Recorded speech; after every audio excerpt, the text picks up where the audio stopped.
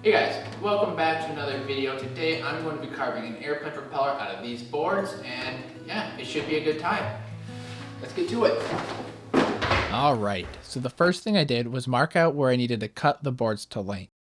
I originally wanted to make it 6 feet long, but the stock I had on hand wouldn't allow for that, so instead of buying more, I just knocked it down to just over 5 feet. Then, over at my rapid dust creation machine, I cut down the maple and mahogany boards to match the length of my walnut boards. And while it might not look like it after the miter saw, one of the things I've been trying to do better with is managing the dust in my shop. So as long as my cut allows, I'll use my blade guard on the table saw. Then I rip my maple board in half so it could fit on my joiner.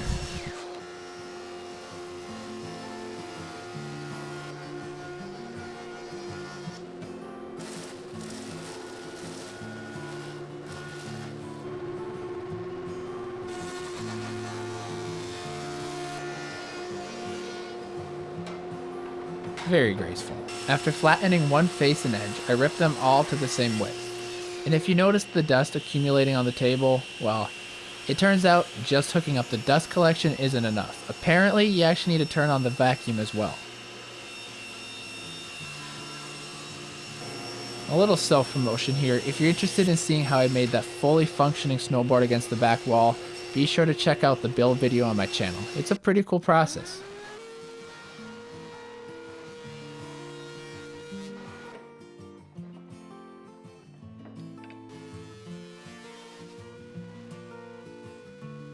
Then I planed the other face flat to ensure there would be no gaps when gluing them together into the block. But before I could do that, I had to address a problem that I noticed after milling. The end of one board had a decent sized crack in it. Normally my projects would require finding a different board, but I decided to squeeze some glue in the crack and then just clamp it back together. Since this board would be sandwiched between two others, I wasn't worried about it opening back up, and it would most likely be sculpted away in the end. With the crack fixed, it's time to glue the rest of the boards together to get sculpted. Or is it? So I just finished cutting up all these boards that will get glued together into the block to carve the propeller out of. And I realized that thickness-wise, it was just a little bit too narrow, so I just went ahead and cut 2 more strips like this just to throw into the center and widen it out a little bit. Then I arranged these different colors kind of in a stripe pattern. And I think that looked pretty cool once I carve it into the actual shape. Okay, now it's time to actually glue it all together. While getting everything ready, I came across my glue roller that I forgot I even had, which proved very useful since there was such a large amount of surface area to cover.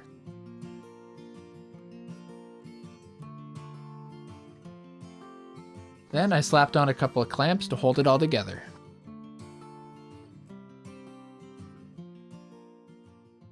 Once it was dry, I flushed up the ends, followed by joining and planing the glued up sides so that I'd have flat reference faces to use before the carving.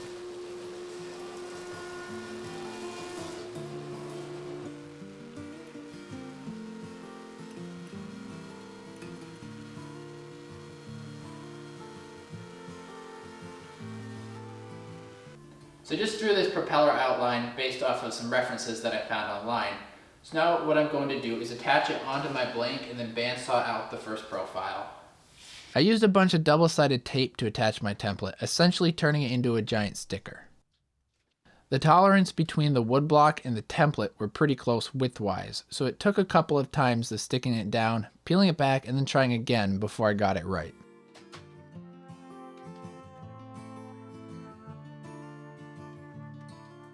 While cutting out the first profile of the propeller, I tried to stay as close to the line as I could, which proved to be a little more difficult as the block was pretty heavy and hard to manipulate. So I ended up having to stay back a little further from the line than I'd like, just to be sure I didn't take off too much material.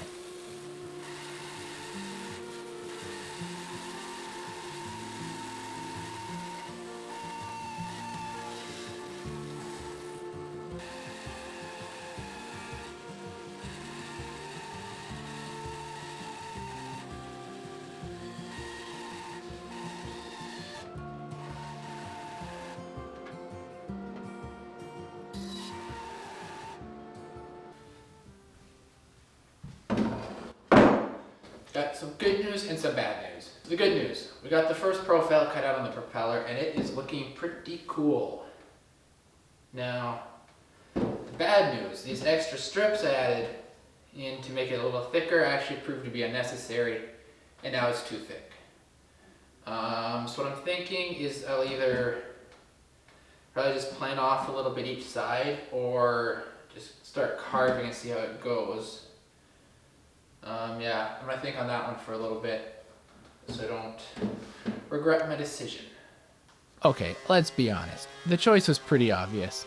With a solution as simple as running a board through the planer, why would I even consider not fixing the dimensions? Like I mentioned before, I had to stay back further from the line than preferred, so I used my sander with a rough grit to get my profile closer and smooth out the bandsaw marks. Then I traced my side profile onto the blank, since I didn't want to make another template for the other side. This part didn't need to be super accurate, as it was just getting me a rough shape that was closer to what I had to sculpt.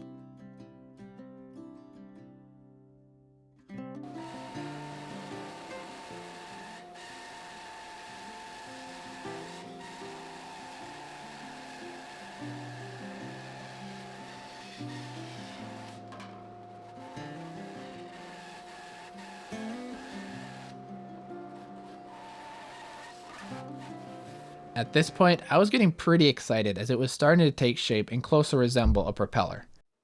But it was far from over, as I knew sculpting the twisted shape of the blade was going to be the most involved part, as well as what makes or breaks the project.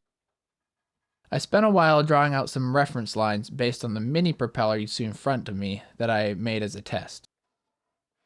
But even with that guide, I kept getting confused and was having a hard time seeing what parts I needed to take off. Eventually, I wrapped my head around it and started carving away.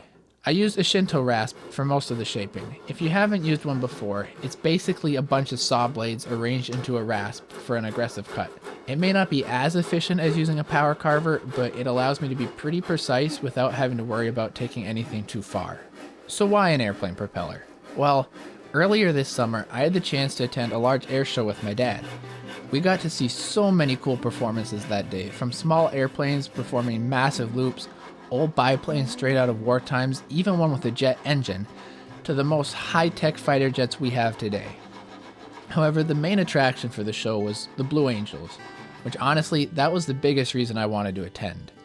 Watching 6 jets fly as close as 18 inches apart at upwards of 400 miles an hour, all while performing rolls and loops, was certainly worth the 4-hour drive at 4 a.m. But it was when we were walking around the static displays that I got the inspiration for this project. Amongst the many modern civilian and military planes being shown off was this small old army plane from Australia. The first thing I noticed about it was its propeller. It wasn't metal like all the other ones around, but wood. Given my fascination and love of airplanes and woodworking, it was pretty obvious I had to try making one for myself. Fast forward a few months, and that's exactly what I'm doing. Alright, so the first blade of the propeller is starting to take shape, and it's looking pretty good so far. It definitely needs some more refining to kind of thin down the areas, especially towards the center here. But pretty happy with it so far. What I'm going to do now is just go ahead and do the same thing on this side, and then I can refine the shape later once we get this done.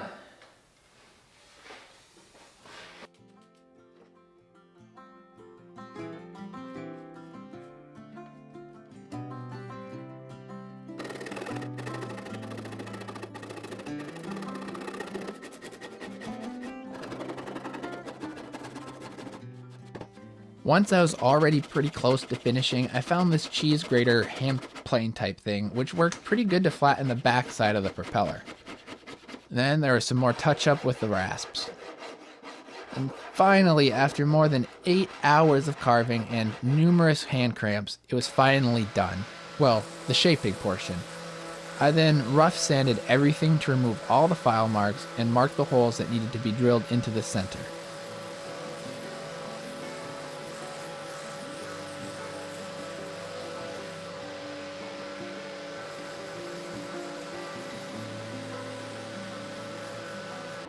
sorry for the horrible angle here. I will have a talk with my videographer on how he needs to make sure you can see what I'm actually doing, which is drilling the larger center hole into the propeller.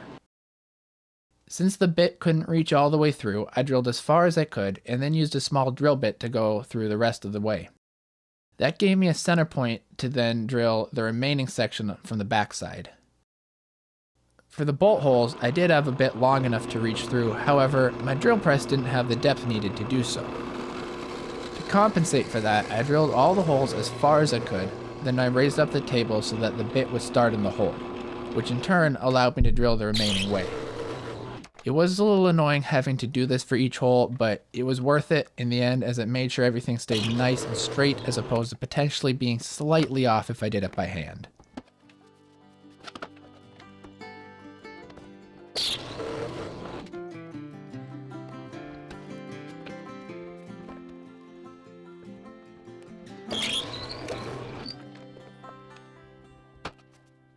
Then I finished sanded the whole propeller to 220 grit.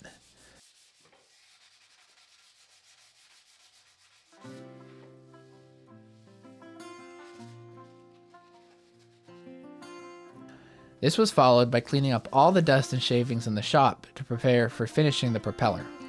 After letting the dust settle and before brushing on the finish, I wiped off the surface using mineral spirits to ensure there was no dust left which could cause a poor finish.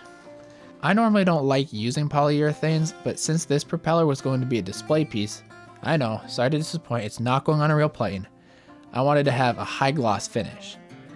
I think I ended up doing about 5 coats before I was content with it. Now let's see how it came out.